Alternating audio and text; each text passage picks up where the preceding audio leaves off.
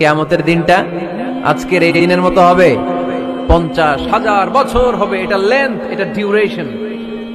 কাআন সাফসাফা লা তারা ফিহা ইওয়াজা ওয়ালা আমতা, লেভেল প্লেইং ফিল্ড, তামার জমিন। একটু কল্পনা করেন তো ওই দিনটা কত ভয়ঙ্কর।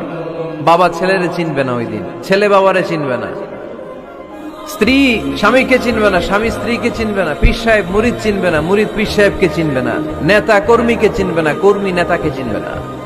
হায় হায়, ইয়া নাফসি ইয়া নাফসি বলে কাঁদবে।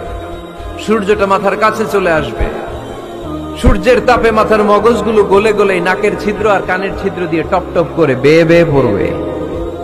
তৃষ্ণায় মানুষগুলো পাগল পাড়া, জিহ্বাটা বের হয়ে নাভি পর্যন্ত ঝুলতে থাকবে। সেদিন সবাই পাগলের মতো ছুটতে থাকবে, কোনো ছায়া নাই আল্লাহর আরশের ছায়া ছাড়া। আল্লাহর হাবিব বললেন 7 শ্রেণীর ব্যক্তিকে আল্লাহ তাআলা আরশের নিচে ছায়া দিবেন। এর মধ্যে এক শ্রেণীর ব্যক্তি রাজুলুন কলবুহু মুআল্লাকুন বিল মাসাজিদ, ওই ব্যক্তি যার হৃদয়টা সবসময় আল্লাহর মসজিদের সাথে লেগে থাকে। মসজিদের সাথে যার হৃদয় লেগে থাকে তাকে আরশের নিচে ছায়া দিবে কে? এজন্য মসজিদের সাথে যেন আমাদের হৃদয়গুলো লেগে থাকে। অনেকেই দেখবেন এত ভালো নামাজি, জোহর পরে টেনশন করে আসরটা কই পড়বো, আসর পরে চিন্তা করে মাগরিবের সময় আমি কোথায় থাকবো, মাগরিবের সময় টেনশন, ইস এশাটা হয়ে গেলেই তো শেষ। এরকম লোক আছে না নাই? এদেরকে সেই কঠিন ভয়াবহ দিনে আরশের নিচে ছায়া দিবে কে? তারপরে মসজিদ, আমাদের 4 নাম্বার পদ্ধতি মসজিদকে পরিচ্ছন্ন রাখা, মসজিদকে ঝাড়ু দেয়া। মসজিদকে যারা পরিষ্কার করে তাদের হৃদয়ের যন্ত্রণা দূর করে দেয় কে? সাইয়েদনা ইব্রাহিম আলাইহিস সালাম এবং ইসমাঈল আলাইহিস সালামকে আল্লাহ তাআলা আদেশ করেছেন, তাহহিরা বাইতিয়া লিত-তাইফিনা ওয়াল আকিফিনা ওয়ার রুকআইস সুজুদ। হে ইব্রাহিম, ইসমাঈল, বাপ বেটা দুইজন মিলে মসজিদ ঝাড়ু দাও। কি ঝাড়ু দাও? মসজিদ ঝাড়ু দাও। মসজিদ আমাদের অন্তর্ভুক্ত। আপনারা কেউ কোনোদিন মসজিদ ঝাড়ু দিয়েছেন নাকি? কে কে দিয়েছেন দেখি?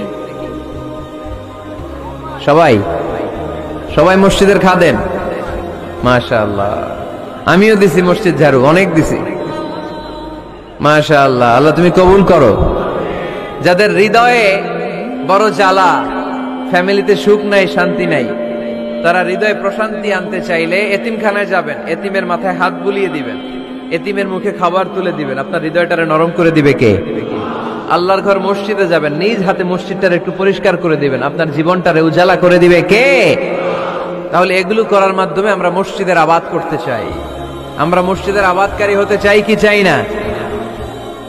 আল্লাহর ঘর মসজিদ আবাদ করার মতো শ্রেষ্ঠ কাজ পৃথিবীতে হতে পারে না। এই মসজিদের কিছু আদব আছে, আল্লাহ রাসূল সাল্লাল্লাহু আলাইহি ওয়াসাল্লাম বলেছেন এই আদবগুলো মেনটেন করে যেন আল্লাহর ঘর মসজিদের সাথে আমরা ব্যবহার করি। মসজিদের 1 নম্বর আদব হচ্ছে মসজিদে ওযুর সাথে প্রবেশ করা। কিসের সাথে? ওযু করে পরিচ্ছন্ন হয়ে মসজিদে প্রবেশ করা।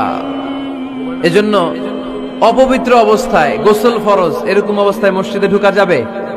কথা বলেন, ঢোকা যায়? যেই নারীদের মাসিক চলতেছে, মেনস্ট্রুয়েশনাল পিরিয়ড চলতেছে, ওই নারীদের পক্ষে মসজিদে ঢোকা জায়েজ আছে? নাই। তাহলে এটা হলো 1 নম্বর আদব। মসজিদে ঢোকার সময় কি করে ঢুকবো? ওযু করে। আওয়াজ করে বলেন, কি করে ঢুকবো? ওযু করে। 2 নম্বর আদব হচ্ছে মসজিদে যাওয়ার সময় সবচেয়ে ভালো জামাটা পরে যাবে, সবচেয়ে ভালো পাঞ্জাবিটা পরে যাবে। জান তো আপনারা? না সবচেয়ে সিরাটা পরে যান? হ্যাঁ, অনেকের নামাজের জন্য একটা পুরান জামা আছে, সিরা পাড়া, এদিকে হাত উঠালে এদিকে দেখা যায়, আছে না নাই? সবচেয়ে সিরা পাড়াটা রাখে নামাজের জন্য, কপাল পড়া। আর সুন্নাতে খাতনার অনুষ্ঠানে গেলে মাশাআল্লাহ লেহেঙ্গা গায়ে দিয়ে যায়, আছে না নাই? না, আপনি ইবাদতের জন্য সবচেয়ে সুন্দর জামাটা রাখবেন। এজন্য রাব্বুল আলামিন বলেন, ইয়া বানি আদম খুযু যিনাতাকুম ইনদা কুল্লি মসজিদ। ও বনি আদম, তুমি যখন আল্লাহর ঘর মসজিদে ঢুকবা, ও বনি আদম, তুমি যখন নামাজের মুসল্লায় দাঁড়াবা, তোমার সবচাইতে দামি, সবচাইতে সুন্দর জামাটা গায়ে দিয়ে তুমি নামাজে দাঁড়াও। ঠিক কি না? তাহলে এখন মসজিদে যাওয়ার সময় কি গায়ে দিয়ে যাবেন বলেন? খিতা করবেন? হ্যাঁ, মাশাআল্লাহ। হ্যাঁ, সবচেয়ে ভালো কাপড়টা আয়রন করে, পারফিউম মেখে তারপরে আমরা যাব। রাজি আছেন তো?